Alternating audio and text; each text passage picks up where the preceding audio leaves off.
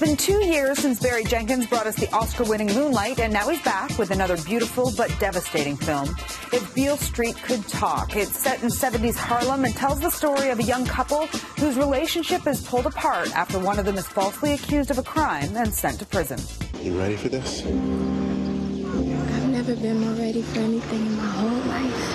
What did you want from them in terms of restraint? You know, it's interesting. That's a really great place to start. You know, there are some really big emotions in this film, and this idea of restraint, as you say, was very important to me. One, I think that as a black person in America, you sometimes have to restrain yourself, you know, otherwise you would just explode, you know, out of anger from the microaggressions, as they say.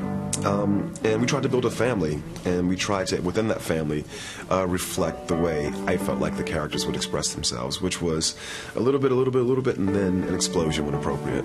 Yeah. There's something I gotta tell you.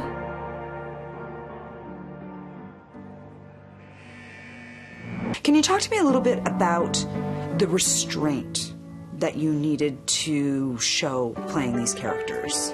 When you say restraint, I mean, for me, the biggest thing I think about it is probably just in some of those prison scenes. These are our children, and we gotta set them free. You know, the anger, the pain that one must feel going through something like that, and trying to hold it all together. What difference does it make how it gets here?